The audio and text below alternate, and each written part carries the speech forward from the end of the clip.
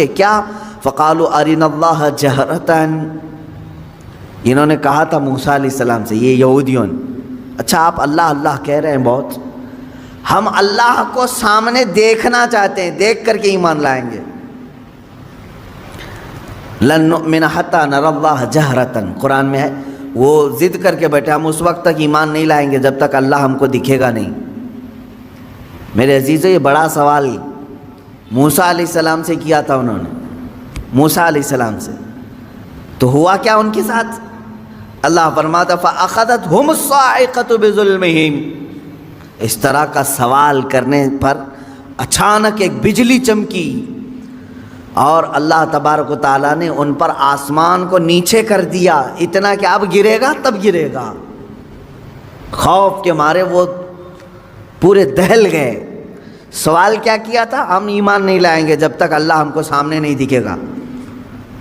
تو اللہ تعالیٰ نے بجلیاں بھیجی، کڑک بھیجی، بہت خطرناک قسم کی کڑک، بجلی کی چمک، اور آسمان نیچے پھٹ کر کے آ گیا، سروں پر آ گیا، اللہ نے روک لیا۔ اب پھر وہ ایسی ضدی قوم تھی، ان کو اوپر سے آسمان یہاں لا کر کے کھڑا کیا گیا، اب بولو ایمان لاتے ہو یا کیا ہے؟ تو قرآن کی آیت ہے لن نؤمن حتی نری اللہ جہرۃ فاخذتکم الصاعقۃ بظلمہم، تو ان کے بجلی نے کڑک لیا، یہ کڑک آ کر کے انہیں گھیر لی، تو پھر کہنے لگے نہیں ہم ایمان لاتے ہیں موسیٰ کے رب پر، ہے اللہ کوئی ہے، اب ضرورت نہیں ہے دیکھنے کی۔ اب یہاں سے سنیے میرے عزیزو، نبیوں سے ایسا سوال کیا گیا ہے تو اللہ تبارک و تعالیٰ نے بیان فرمایا، مجھے حیرت ہوتی ہے، موسیٰ علیہ السلام کی قوم نے ان سے کہا تھا ہم ایمان نہیں لائیں گے اس وقت تک، توجہ ہے نا، ہم ایمان نہیں لائیں گے اس وقت تک جب تک کہ اللہ کو آنکھوں سے دیکھ نہیں لیں گے۔ موسیٰ علیہ السلام ولی تھے یا نبی تھے؟ نبی تھے، سب کو معلوم ہے۔ نبی کا درجہ بڑا ہے یا ولی کا درجہ؟ نبی کا۔ نبی کو معجزہ بھی ملا ہے، طاقت بھی ملی ہے، اور ان کی شان محبوبی بھی ہے، اللہ ان کی باتوں کو رد نہیں کرتا۔ موسیٰ علیہ السلام سے جب ان کی قوم نے سوال کیا تو دکھوا دینا چاہیے تھا نا، ٹھیک ہے چلو میں اللہ دکھا دیتا ہوں تم ایمان لے آؤ، نہیں دکھائے۔ موسیٰ علیہ السلام اپنی قوم کو اللہ نہیں دکھوائے، وجہ یہ ہے کہ وہ خود بھی نہیں دیکھے، وہ خود بھی انہوں نے نہیں دیکھا تھا۔ اب میں آپ سے یہ کہنا چاہتا ہوں، اتنے سالوں گزر جانے کے بعد للو پچو پیر صاحب آئے اور وہ مریدوں سے کہتے ہیں ہم اس وقت تک تمہیں بیعت میں نہیں شامل کریں گے جب تک اللہ تمہیں دکھا نہیں دیں گے۔ مرید بھی گھومتے ہوئے کہہ رہا ہے کہ ہمارے پیر صاحب تو اللہ دکھاتے ہیں پھر بیعت کرتے ہیں۔ کون سا پیر ہے وہ جو اتوار کے بعد آتا ہے یا منگل سے پہلے آتا ہے، یا پھر مرشد جسے کہا جاتا ہے ہدایت دینے والا؟ عزیزان گرامی وقار، قرآن پڑھو، اس طرح کی ایسی باتیں نہ مارو، ہواؤں میں نہ پھینکو۔ وہ مریدین بھی ویسی ہیں، پیر بھی ویسا ہی ہے، اس نے کیا دکھایا، انہوں نے کیا دیکھا، پتہ ہی نہیں ان کو۔ میں نے سنا ہے کہ کوئی پیر صاحب ہیں وہ بھیجے میں اللہ دکھاتے ہیں، بکرا کاٹتے ہیں، بکرے کا سر پھوڑ کر کے اس کا بھیجا نکال کر کے اس میں رکھتے ہیں، واللہ عالم۔ یہ بھیجے کا تصور کہاں سے آیا یہ بھی نہیں معلوم کہ میاں جب دکھانا ہی ہے تو بھیجے میں ہی کیوں، انڈے میں کیوں نہیں دکھتا، گردے کلیجے میں کیوں نہیں دکھواتے؟ میرے خیال سے ایسا ہو سکتا ہے کہ پیر صاحب کو بھیجا پسند ہوگا، جتنے مرید دیکھیں گے اتنے بھیجے آئیں گے۔ کیا تماشا ہے، دین کو تماشا بنا کر رکھا ہے۔ اے غیور مسلمانوں، اپنی عقل کا استعمال کرو۔ یا قرآن تو یہ کہہ رہا ہے کہ موسیٰ علیہ السلام سے ان کی قوم نے کہا تھا، ایک جگہ نہیں، یہ آیت 2 جگہ آئی ہے، 2 جگہ پڑھ کر کے دیکھ لو۔ ان کی قوم نے کہا تھا ہم جب تک اللہ کو نہیں دیکھ لیں گے جب تک آپ پر ایمان نہیں لے آئیں گے۔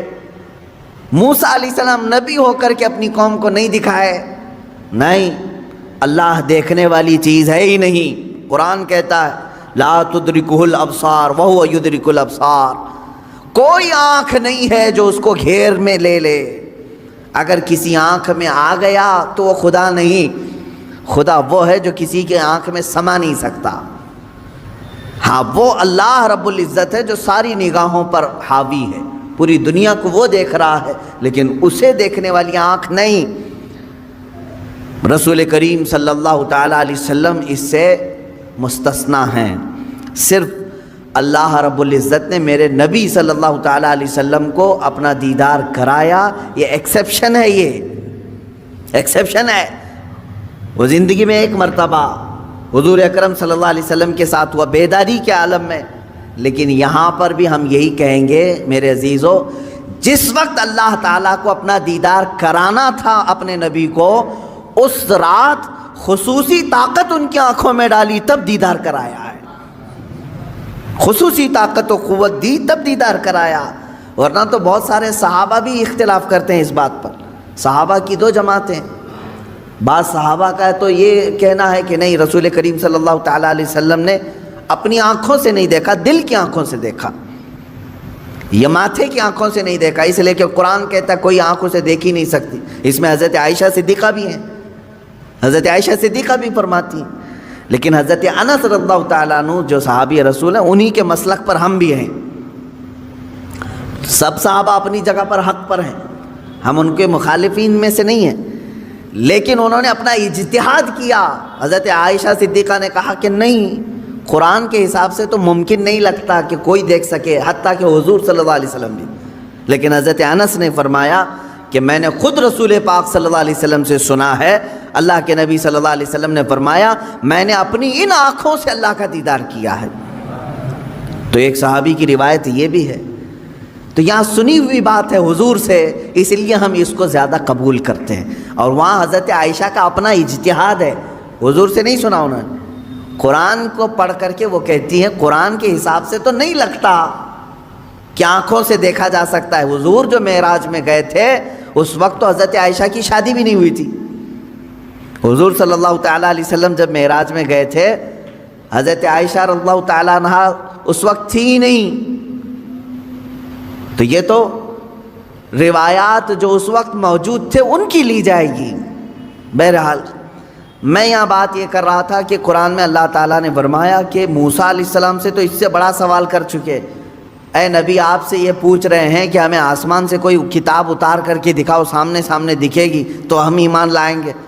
تو اللہ نے فرمایا اس سے بڑا سوال یہ موسیٰ علیہ السلام سے کر چکے کہ ہمیں اللہ دکھاؤ تب ایمان لائیں گے۔ ان لوگوں کا ایک ہی علاج ہے، ان کے دل کے اطمینان کے لیے کوئی چیز نہیں کی جائے گی، ان کے لیے یہ روز ایک ایک چیزوں کا مطالبہ کریں گے۔ اب مثال کے طور پر اگر ہم یہ کہیں کرامت حق ہے، مانتے ہیں کہ نہیں؟ کرامت حق ہے، میں بیان کر رہا ہوں تو میرے ہی پیچھے پڑ گئے، ابھی کر کے دکھا دو، ابھی کر کے دکھا دو۔ اچھا کیا کر کے دکھائیں؟ تو کہیں گے مٹی میں سے تم سونا نکال کے دکھا دو۔ ہاں میاں تم کو جو چاہیے وہی کرامت بھی تم کو چاہیے، سننا نکال کے دکھائیں۔ میرے عزیزو اس طرح کے مطالبے یہودیوں اور عیسائیوں کے ہوا کرتے تھے۔ اب مسلمانوں کا سب سے بہترین عقیدہ کیا ہے؟ الحمدللہ میں آپ کو بتاتا ہوں، تمہاری تعریف میں اللہ نے کیا فرمایا۔ یہ واحد قوم ایسی ہے میرے نبی کی کہ جب میرے نبی نے کہا اللہ ہے تو انہوں نے مان لیا، جب میرے نبی نے کہا یہ قرآن ہے تو اس کی ہر آیت پر ایمان لیا ہے۔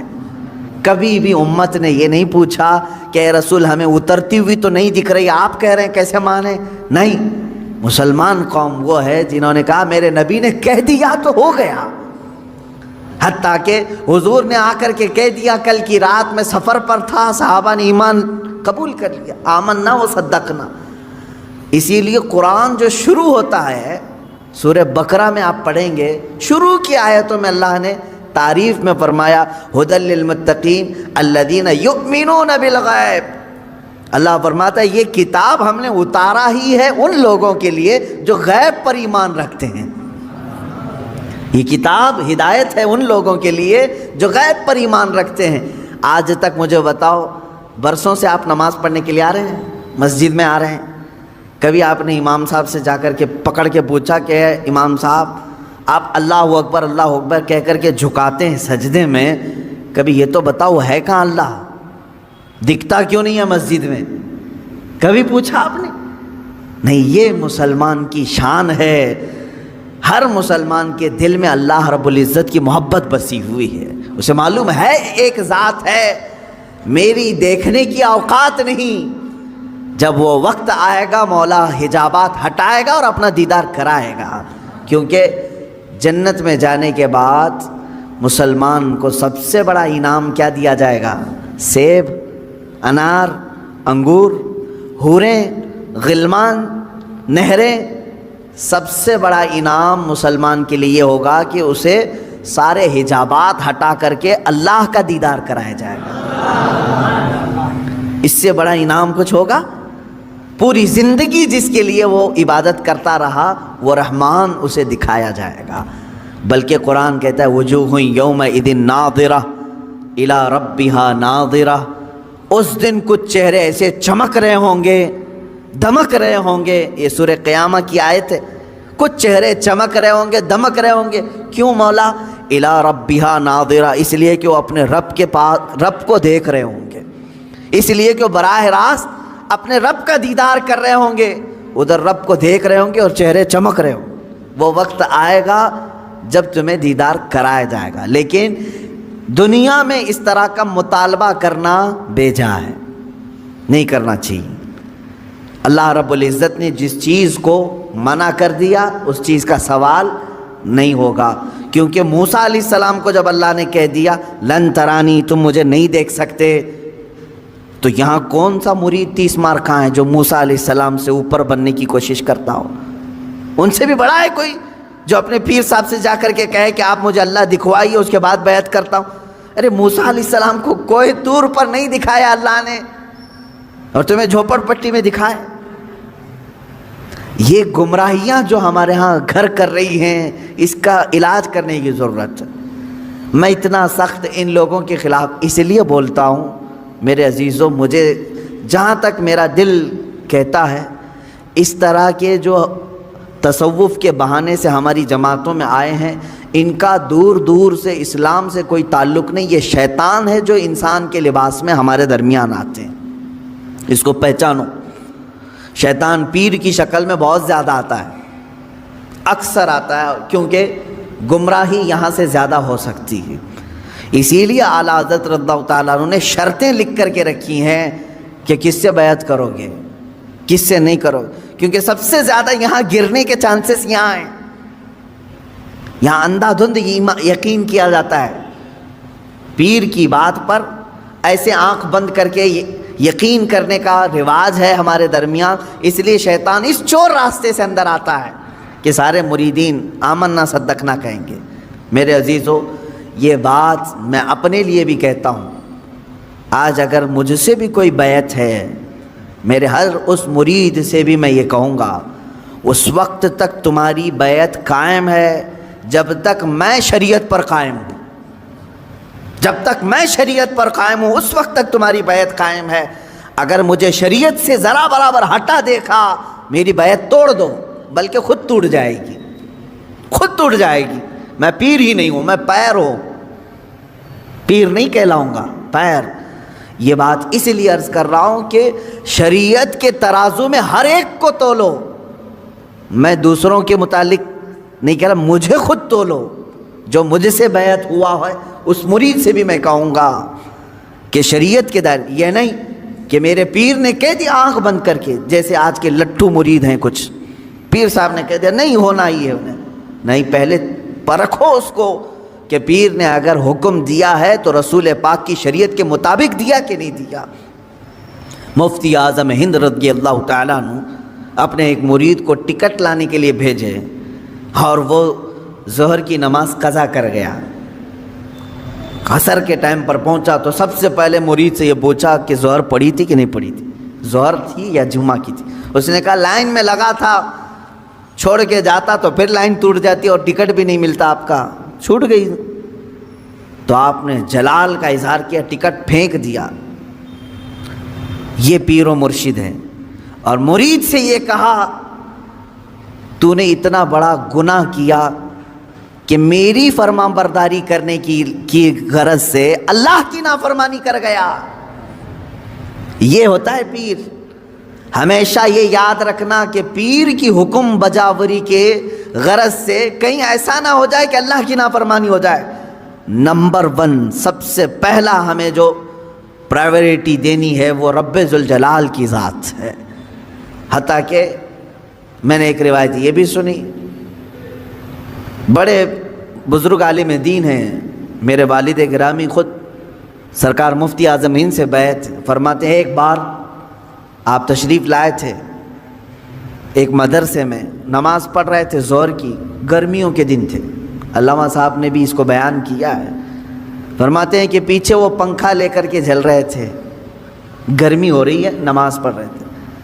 مفتی اعظم ہند رحمۃ اللہ تعالی، میں سچے پیروں کی بات کر رہا ہوں میرے عزیز، سلام پھیر کر کے اس کا پنکھا کھینچا اور پھینک دیا اور کہا کیا کر رہے ہو؟ کہا حضور گرمی سے پسینے میں آپ شرابور ہیں، میں ہوا کر رہا تھا. تو آپ نے کیا فرمایا جانتے ہیں؟ کہتے ہیں میں خود اللہ کی عبادت میں تھا. اللہ بادشاہ اعظم ہے اور اس کی عبادت کرنے کے وقت بندہ غلام ہے. کیا یہ کسی غلام کے لیے لائق ہو سکتا ہے کہ غلام کی بھی خدمت کی جا رہی ہو؟ جب وہ بادشاہ کی عبادت میں لگا ہو تو غلام کی خدمت ہونی چاہیے.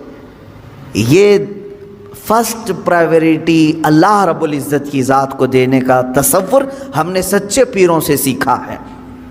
یہ نہیں کہ نماز چھوڑو، پیر کی عبادت میں لگا ہے، سب جنت دلا دے گا. کہاں کی جنت دلائے گا؟ کون سی جنت دلائے گا؟ بہت سارے پیروں نے اپنے مریدوں کی نمازوں کو برباد کر رکھا ہے. کہا نہیں تمہیں کیا ضرورت ہے، میں سب بخشوا دوں گا، سب بخشوا دوں گا. جو پیر ایسا کہتا ہے اسے قبرستان لے کر کے جاؤ، جو بھی مرید مرے اس کے ساتھ دفن کرو، اسے بٹھاؤ اس کے ساتھ. منکر نکیر آنے والے پیر صاحب بیٹھو یہاں پر، جب تک پورا حل نہیں ہوگا اٹھ کر کے نہیں جانا. دیکھتے ہیں تمہیں یہ قبرستان تک نہیں جا سکیں گے. حشر کے معاملات بہت سخت ہیں. جہاں نوح علیہ السلام ڈر رہے ہیں، موسیٰ علیہ السلام ڈر رہے ہیں قیامت کے دن، پیر صاحب کہتے ہیں میں بخشوا دوں گا. انبیاء کرام کا حال یہ ہے. حضرت موسیٰ علیہ السلام کے متعلق روایت ہے حدیث پاک میں، پوری قوم ان کے پاس جائے گی اور کہے گی سفارش کریں، تو کیا کہتے ہیں جانتے ہیں؟ اے لوگو، دنیا میں مجھ سے ایک عمل ہو گیا تھا، ایک فرعونی کو میں نے گھونسا مارا تھا، وہ مر گیا تھا. قرآن میں اس کا ذکر ہے. ایک فرعونی وہ لڑ رہا تھا کس کے ساتھ؟ موسیٰ علیہ السلام کے خاندان والے ایک آدمی کے ساتھ. تو ان کے خاندان والے آدمی نے مدد کے لیے پکارا، آپ گئے، اس کو گھونسا مار دیا، وہ مر گیا. دوسرے دن پتہ چلا کہ ان کے خاندان والا جو آدمی تھا وہ خود غلطی پر تھا، وہ آدمی نہیں. جس کو موسیٰ علیہ السلام نے مارا وہ غلطی پہ نہیں تھا، یہی غلطی پر تھا، اسی نے مدد کے لیے بلایا، اسی نے مروا دیا. موسیٰ علیہ السلام کو اس عمل پر بڑی پشیمانی ہوئی اور قرآن پاک میں اس کا ذکر ہے. موسیٰ علیہ السلام نے رو رو کر کے توبہ کیا، استغفار کیا کہ میرے ہاتھ سے ایک آدمی مر گیا. اب حدیث میں سنتے ہیں آپ، قیامت کے دن جب پوری مخلوق موسیٰ علیہ السلام کے پاس شفاعت کے لیے جائے گی تو وہ کہتے ہیں زندگی میں میرے سے ایک عمل ایسا ہو گیا تھا، میرے گھونسے سے ایک ناحق آدمی مر گیا تھا، آج مجھے ڈر ہے کہ اللہ کہیں مجھے وہ سوال نہ کر لے. کون کہہ رہا ہے؟ موسیٰ علیہ السلام. تم مجھے سفارش کی بات کر رہے ہو، مجھے خود میرے متعلق ڈر لگ رہا ہے کہیں میرا وہ عمل مجھ سے پوچھ نہ لیا جائے، میں کہاں سب کی سفارش کروں گا. اور یہاں صبح سے شام تک عورتوں کی بھیڑ میں بیٹھا ہوا پیر وہ کہتا ہے میں سب کی بخشش کروا دوں گا. عورتوں ہاں مرید کرنا جائز ہے عورتوں کے لیے، لیکن مصافحہ، بدن دبانا، مالش کروانا، یہ چیز ہرگز شریعت کی اجازت نہیں دی جاتی. ایسے سارے لوگوں کی میں تردید کرتا رہوں گا اس لیے کہ اپنی قوم پہچانے. تم اپنے جسم کے علاج کے لیے جو ڈاکٹر ڈھونڈتے ہو، اچھے سے اچھا ڈاکٹر ڈھونڈتے ہو، MBBS چاہیے، MD چاہیے، اور اپنی روح کے علاج کے لیے جھولا چھاپ جس کی کوئی شریعت میں علم بھی نہیں، ایسے پیر کو ڈھونڈ لیتے ہو جو تمہاری طبیعت اور تمہارے روح کا علاج کرے گا. وہ کیا علاج کرے گا؟ وہ خود بیمار آدمی ہے بیچارہ، روحانی بیمار ہے. ہاں جو روح کا بادشاہ ہوتا ہے تم اس کو دیکھو گے کہ وہ نمازوں کے لیے دوڑ رہا ہوتا ہے، اپنے مریدین سے کہتا ہے تنبیہ کے ساتھ کچھ بھی چھوٹے لیکن اللہ کی عبادت تم سے نہ چھوٹے۔ وہ پیر صحیح ہے جو تمہیں رب تعالیٰ تک جوڑ دے، یہ نہیں کہ تمہیں اپنی دکان تک جوڑ دے۔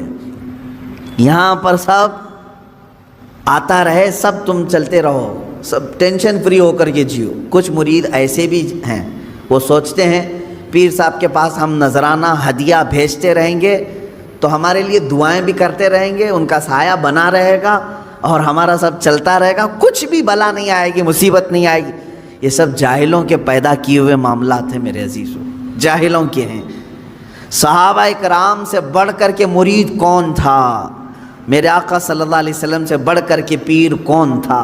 اس کے باوجود رسول کریم صلی اللہ تعالیٰ علیہ وسلم سے صحابہ کرام کے اتنے گہرے تعلق کے باوجود مجھے بتائیں کبھی کسی صحابی کو حضور نے کہا ہو چھوڑ دو نمازیں میں ہوں نا؟ کسی سے کہا ہو؟ عام صحابہ کی تو بات تو چھوڑیں، حضور نے خود سیدہ کائنات فاطمہ الزہرا رضی اللہ تعالیٰ عنہ سے کہتے ہیں، اے فاطمہ، کیا کہتے ہیں؟ اعملی لا اغنی عنکی شیئا، تو اپنے عمل میں پوری ہو، سارے عمل پوری کرتے رہنا، یہ مت سوچ کر کے بیٹھنا کہ میں تیرے لیے سب کچھ کر دوں گا، میں تیرے لیے سب کچھ کر دوں گا، یہ سوچ کر کے عمل سے دور نہیں ہونا۔ حضرت فاطمہ کو جب حضور یہ کہہ رہے ہیں تو کون سا پیر ہے جو اپنے مریدوں کو نماز کی چھٹی دے رہا ہے؟ آؤ سب قوالی میں بیٹھو، نماز معاف ہو جائے گی، ہے؟ آؤ یہاں گانے باجے بھنگڑے لگتے رہیں، تمہاری نمازیں جاتی رہیں۔ معاذ اللہ رب العالمین۔ ان شیاطین الانس کو سمجھیں جو انسانوں کے شیطان ہیں، انسانوں میں سے آئے ہوئے شیطان ہیں جو در حقیقت اس راستے سے اللہ سے بندوں کو دور کر رہے ہیں۔ بات میری یہاں چلی تھی کہ یہودیوں اور عیسائیوں کے معاملات کہ یہ نبیوں سے ایسی چیز کا سوال کرتے تھے کہ ہمیں اللہ دکھائیں، سامنے دکھائیں تب ہم ایمان لائیں گے۔ اس کے رد میں نے پیروں کو لیا، باقی میری بات دور تک چلی گئی۔ ایسا مطالبہ کبھی اپنے پیر سے بھی نہ کرو، کیونکہ یہ جائز نہیں ہے، یہ جائز نہیں ہے۔ آپ کبھی یہ مطالبہ نہ کرو اپنے پیر سے کہ ہمیں ابھی جنت دکھاؤ کیسے دکھ رہی ہے، دوزخ دکھاؤ کیسے دکھ رہی ہے، تب میں آپ کا مرید ہوتا ہوں۔ ان کے بس اور اختیار میں یہ سب چیزیں نہیں دی گئی ہیں۔ موسیٰ علیہ السلام کو اللہ تعالیٰ نے یہ چیز نہیں دی تو پھر کسی اور پیر کو کیوں دے گا؟ یہ تمام چیزوں کا مطالبہ نہیں ہونا چاہیے۔